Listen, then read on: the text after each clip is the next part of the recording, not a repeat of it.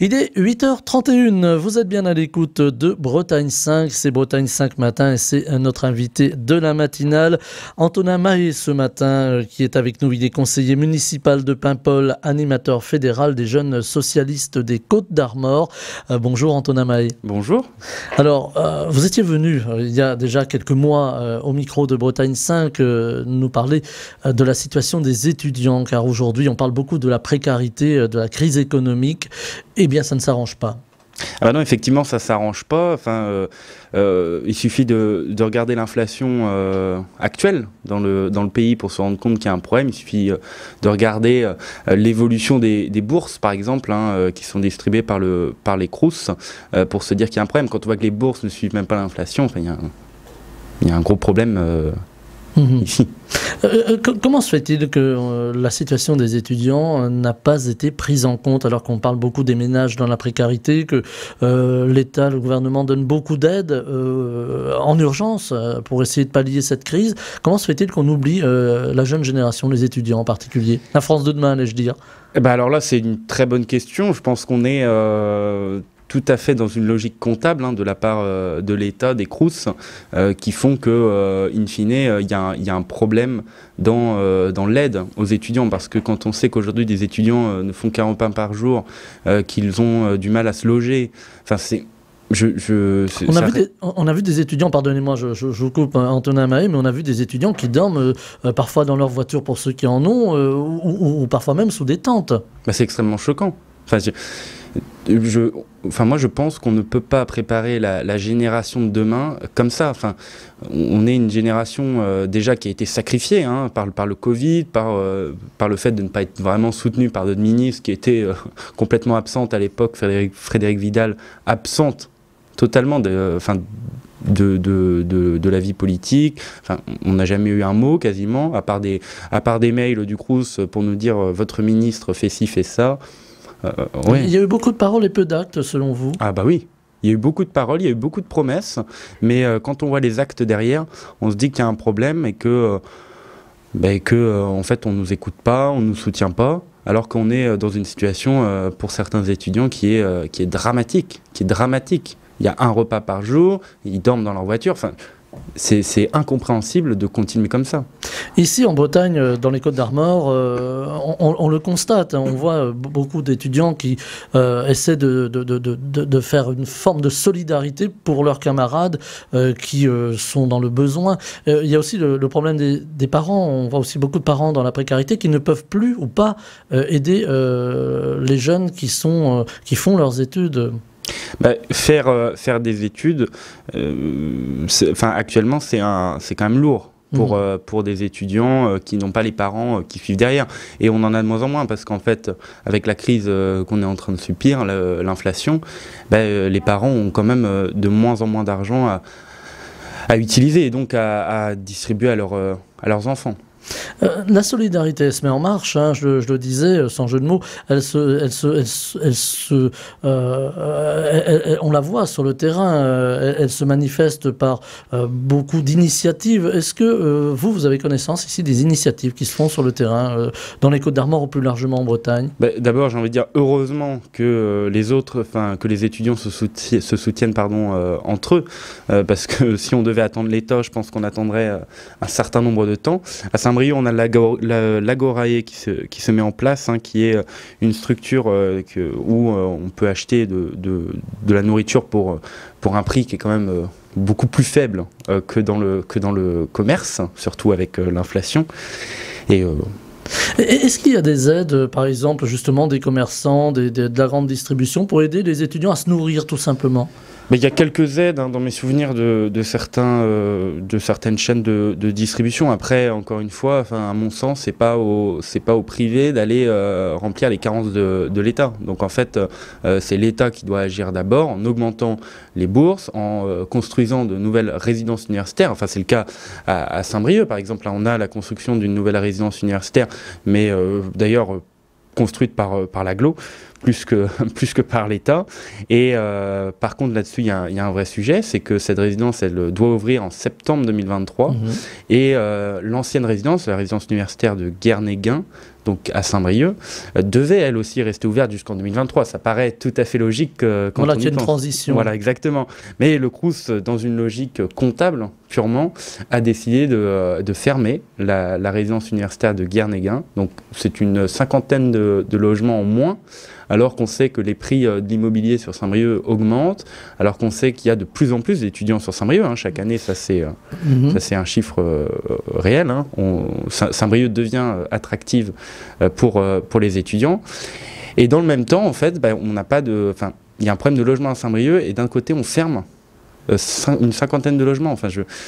On est dans une situation ubuesque. On va retrouver donc des étudiants qui ne vont pas pouvoir se loger pour la prochaine année universitaire. Pour la prochaine année, on a une nouvelle résidence qui va ouvrir, mais là on a quand même un an sans solution.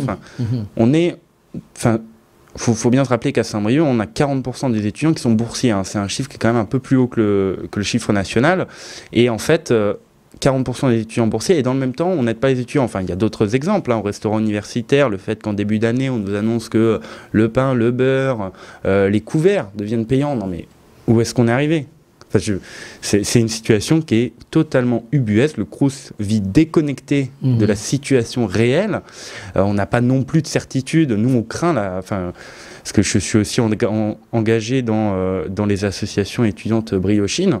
On craint la fermeture du restaurant universitaire de Saint-Brieuc. Non mais, où est-ce qu'on est arrivé ? Le Crous vit, et là je dis avec colère, le Crous vit déconnecté de la vie réelle. Le directeur du Crous vit totalement dans un autre monde, et il va être temps qu'il remette un peu les pieds sur le terrain, je pense. Vous avez pu discuter justement avec les responsables du Crous, avec le directeur par exemple ? Pas du tout, parce qu'en fait nous on a fait les associations étudiantes ont fait un communiqué, les jeunes socialistes également ont publié un communiqué, donc jeunes socialistes costarmoricains et les jeunes socialistes d'Ille-et-Vilaine, pour dénoncer la situation à Rennes, à Saint-Brieuc et aussi à Lannion d'ailleurs, donc demandant un rétropédalage sur les repas, demandant pour Saint-Brieuc la réouverture de la résidence universitaire fermée ou des solutions correctes proposées par le Crous, et à Lannion la réouverture de la cafétéria. On a eu une réponse du Crous qui est une réponse pour moi vide de sens. Il n'y a rien dans ce communiqué quasiment. Le Crous c'est simplement rétropédalage sur les repas. Encore heureux, j'ai envie de dire. Par contre, rien sur le fait que nous, on craint de voir notre restaurant universitaire fermé, rien sur la réouverture de la résidence universitaire, rien sur la cafétéria de Lannion. Et puis, quand je lis ce communiqué, moi, je suis choqué de pouvoir lire quand même dedans qu'on fait facturer le pain parce qu'il y a trop de gaspillage. Non, mais moi, j'estime que les étudiants savent s'ils ont faim ou pas. On nous prend dans ce communiqué pour des gamins, je vais le dire. Moi, je ne trouve pas ça acceptable. La réponse du Crous, elle n'est pas acceptable en l'état. Elle est déconnectée, comme je disais, mais ça va avec le reste. Donc, vous avez connaissance de cette précarité dans d'autres universités en France ou ça se concentre ici en Bretagne ? Ça se concentre partout en France, surtout parce qu'en fait, on n'est pas en Bretagne. Il n'y a pas que nous. On a d'autres Crous où c'est dans un état pareil. Je prends le concours Instagram du Crous de Strasbourg qui va quand même faire gagner, il a été annulé depuis quand même, et bien heureusement, qui faisait gagner 2 mois de repas gratuits au restaurant universitaire. Non mais, on joue avec la précarité étudiante, moi je trouve pas ça très drôle. Et encore heureux qu'il y ait eu un rétropédalage là-bas aussi. Après, évidemment, les étudiants en France, de manière globale, ils vivent pas correctement.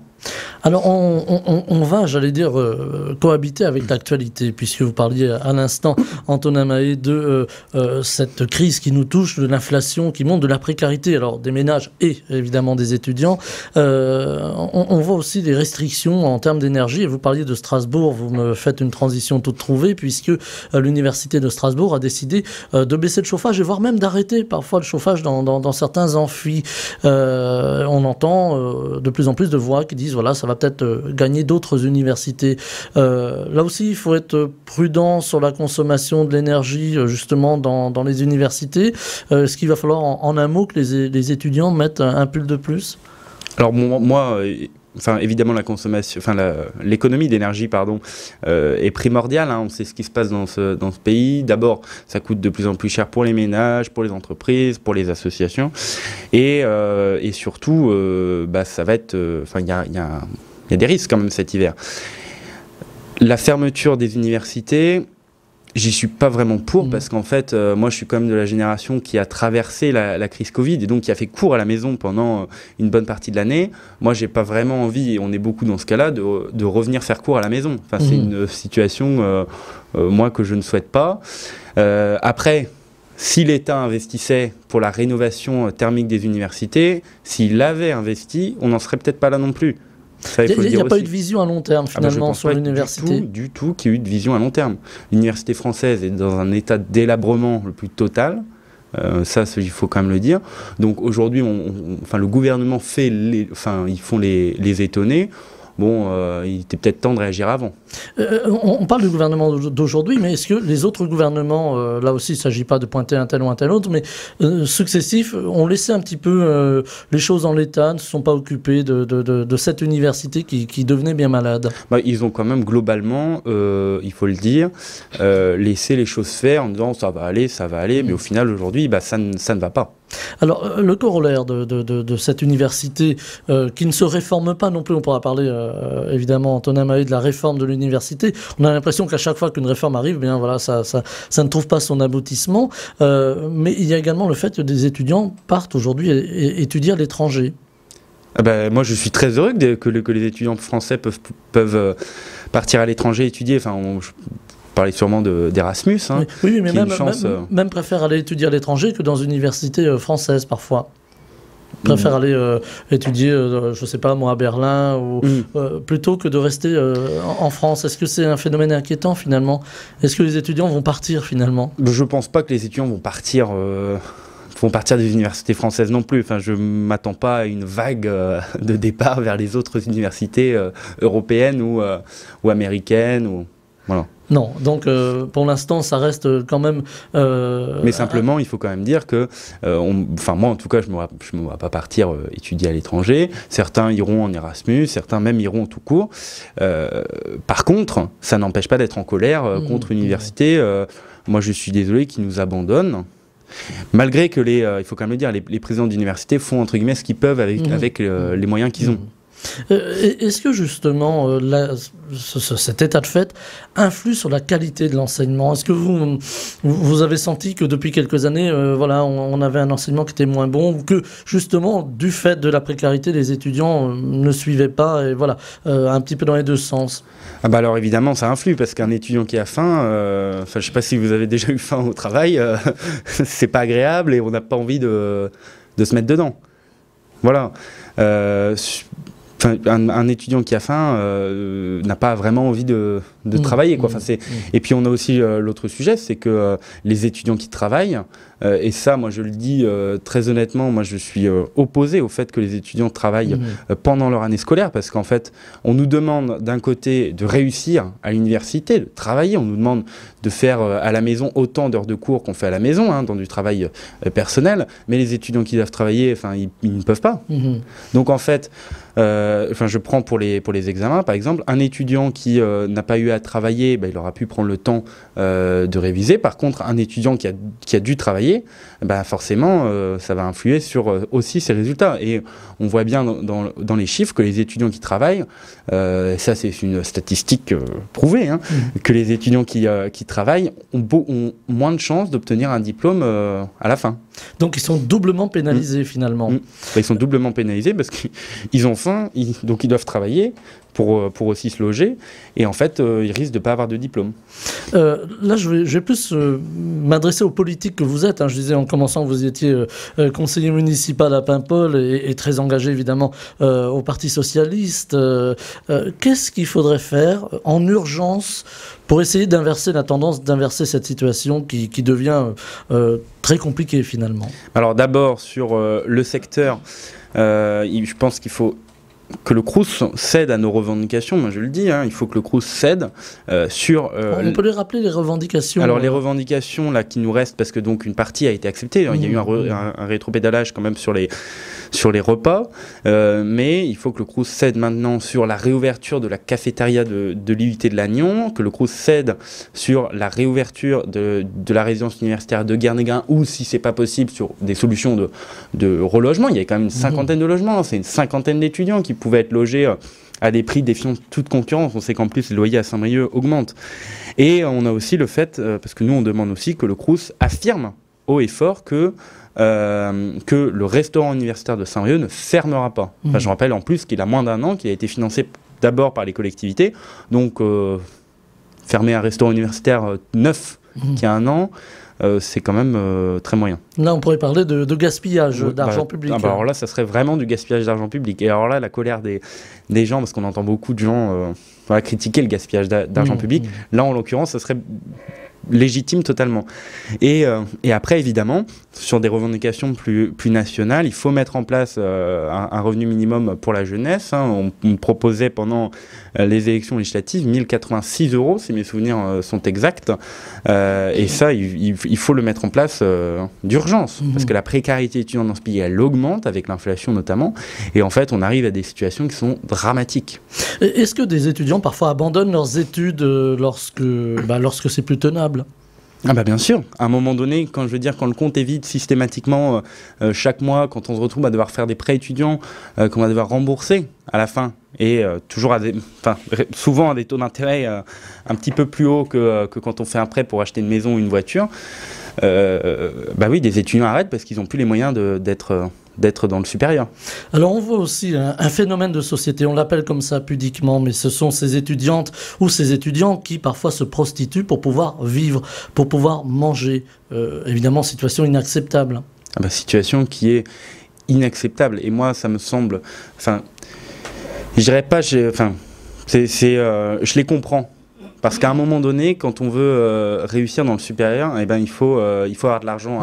Le dogme de l'école gratuite en France, ça n'existe pas. L'école n'est pas gratuite en France. Alors certes, pour les boursiers, on ne paye pas de droit d'entrée à l'université. Par contre, quand on prend tous les frais à côté, si on paye. Et on paye une fortune même. Parce que je crois que la FAGE a fait une estimation, j'ai plus de chiffres en tête, de combien coûtait une rentrée. Et donc, évidemment, c'est en augmentation. Les étudiants qui se prostituent, ça montre bien que dans ce pays, on est arrivé à une situation qui est totalement dramatique. On est dans une situation, on est au bord du craquage. Il faut le dire, la colère monte aussi chez les étudiants parce qu'en fait, on se sent totalement abandonné. Et abandonné, c'est encore un mot très faible pour décrire la situation. Abandonné par les Crous, qui sont censés quand même être des organismes sociaux d'abord. Et donc, le principe, c'est aussi de nous aider, même si, notamment en Bretagne, on est dans une logique d'économie et en fait on est aussi abandonné par l'État. Parce que quand on parle des étudiants, c'est grosso modo pour dire avec ce gouvernement, allez travailler, ça va vous faire du bien. C'est du n'importe quoi. On parle beaucoup de décentralisation depuis des années. Les régions n'ont pas compétence pour les universités. Est-ce que justement, ça peut être une solution, cette compétence qui pourrait être donnée aux régions, pour apporter le coup de pouce à l'université ? On peut penser en termes de logement, en termes de locaux, par exemple. Ça, il faut y réfléchir longuement parce que on peut dire qu'on décentralise la compétence de l'enseignement supérieur, sauf que si la région décide de faire comme l'État, alors pas en Bretagne par exemple, mais dans d'autres régions, je pourrais prendre l'Auvergne-Rhône-Alpes par exemple, sans vouloir citer son président, on pourrait...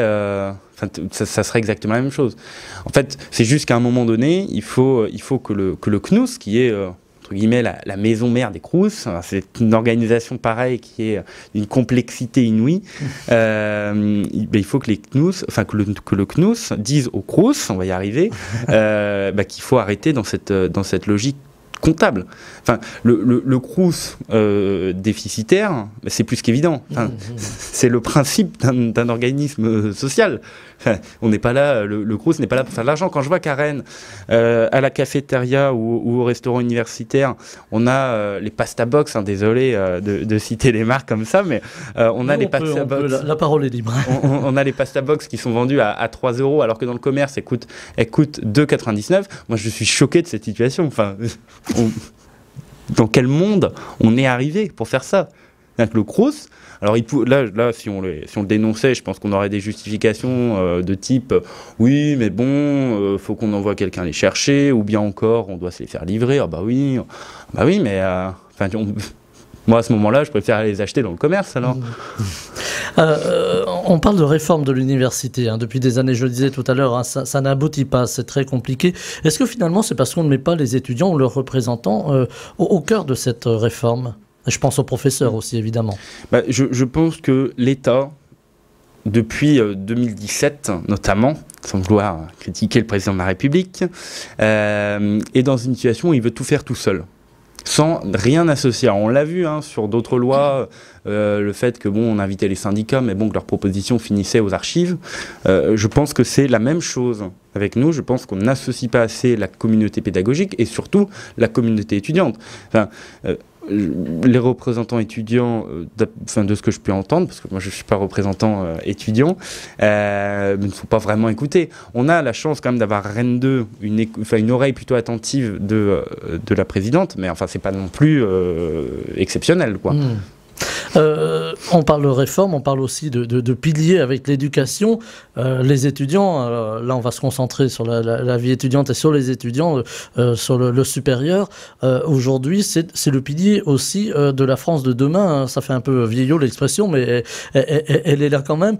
C'est-à-dire, c'est vous, la jeune génération, qui allez remplacer la génération précédente aux affaires, comme l'on dit. Et on a l'impression justement qu'il y a peu de motivation parce que, voilà, on n'a peut-être pas l'enseignement, en tout cas dans la pratique, l'enseignement qui pourrait conduire cette jeune génération aux affaires et puis la motiver pour aller justement vers l'avenir, vers le futur. Alors pourtant, on parle beaucoup de ce pilier qu'est l'éducation. Est-ce qu'on l'a oublié finalement, ce pilier? Est-ce qu'on l'a mis un petit peu dans un coin de la pièce? Alors d'abord, il ne faut pas oublier qu'il n'y a pas que les étudiants dans le supérieur qui représentent la France de demain. Il y a tous ceux qui... Voilà, j'ai parlé du supérieur, mais ça vaut pour tous. Qui sont déjà au travail et qui représentent aussi la France de demain. Maintenant, évidemment, la motivation dépend aussi des conditions dans lesquelles on travaille. Donc forcément, quand on est dans des universités qui sont parfois, alors on a la chance que ce ne soit pas le cas à Saint-Brieuc, et ça c'est quand même une chance, qui sont dans un état de délabrement le plus total, des fuites d'eau. Comment est-ce qu'on peut avoir une motivation à travailler quand on est dans une université où on a les toits qui s'effondrent, pour parler franchement. Moi, franchement, j'aurais pas la motivation. Je dis tout de suite, travailler alors qu'il fait 5 degrés dans les salles, il n'y a pas de chauffage, ou bien il est en panne, mais ça fait 10 ans qu'il est en panne, les fenêtres qui tombent, les toits qui s'effritent, non mais... C'est un tableau terrible que vous nous dressez là, Antonin Mahé, de l'université. C'est le tableau de certaines universités françaises. Voilà. On a aussi le problème dans les universités, qui sont des bâtiments souvent anciens, même si on voit fleurir de nouveaux campus, et ça c'est une chance, qui sont neufs. On est quand même dans des bâtiments anciens, qui ne sont pas vraiment isolés. Voilà. Donc la réforme de l'université, c'est aussi la réforme des bâtiments, c'est aussi le bien-être de ceux et celles qui étudient. Est-ce que vous avez quand même un petit espoir dans ce tableau qui est quand même assez sombre? Le tableau est sombre, mais le tableau, c'est le tableau est réel. Alors évidemment, moi j'ai espoir. J'ai espoir que nos mobilisations, par exemple sur le campus Mazie, on lance une pétition là, pour que le Crous cède à nos dernières revendications. Mais évidemment, il y a toujours espoir, parce que quand les étudiants se mobilisent, généralement, en tout cas, peut-être pas depuis Emmanuel Macron, mais comme il gouverne tout seul, c'est compliqué, il y a toujours espoir que les choses changent. Et quand en plus la population nous soutient, alors là, ça c'est sûr qu'on va gagner. Voilà, on a vu des gestes de solidarité. Il y a de nombreux documents sur les réseaux de personnes lambda qui aident les étudiants parce que voilà, il y a une conscience collective. Effectivement, et ça franchement, moi je le dis, ça fait très plaisir de voir quand même qu'on est aussi soutenu par la population. Parce que quand on est soutenu par la population, quand on n'a pas le soutien de l'État, quand on est soutenu par la population, ça fait du bien quand même. Et ça nous fait aussi dire qu'il faut qu'on continue, parce qu'en fait, on se bat aussi pour des étudiants qui sont encore plus précaires que nous. Moi, je ne suis pas le plus à plaindre non plus, mais il y a des étudiants qui sont dans une situation de précarité qui est énorme. Et en fait, ça nous donne le courage pour continuer à nous battre et obtenir de meilleures conditions d'études. Et là, on espère que notre pétition, que les associations étudiantes briochines ont lancée, permettra au Crous de céder. Voilà, on a fait le tour, un tour d'horizon assez rapide, 25 minutes, c'est rapide forcément, de cette situation des étudiants. On voulait en parler sur Bretagne 5, car c'est important. Je le disais, voilà, aujourd'hui, il y a beaucoup de talent dans l'université. Est-ce qu'on a oublié ça? C'est la dernière question, Antonin Mahé. Est-ce qu'on a oublié qu'il y avait plein de talents dans l'université, que si on ne laissait pas éclore ces talents, bien, c'était peut-être du gâchis? Il y a plein de talents dans l'université. Il y a plein d'élèves qui ont des talents, qui ont des talents et il faut laisser aussi vivre ces talents. Je veux dire, des étudiants qui s'engagent bec et ongles pour lutter contre la précarité étudiante, pardon. J'ai un peu de mal. Contre la précarité. C'est le matin, c'est pour ça. Contre la précarité étudiante, c'est magnifique. Eh bien, c'est sur cette note, allez, avec un peu d'espoir que l'on va se quitter. Antonin Mahé, je rappelle que vous êtes conseiller municipal de Paimpol, animateur fédéral des jeunes socialistes des Côtes-d'Armor, et vous êtes venu tôt ce matin au micro de Bretagne 5, enfin tôt, voilà, il est 8h55. Bon, ça va, là maintenant, voilà. C'était un peu plus dur au réveil ce matin. Merci en tout cas, merci infiniment d'être venu en direct au micro de Bretagne 5. Bonne journée. Bretagne 5 matin, Stéphane Hamon.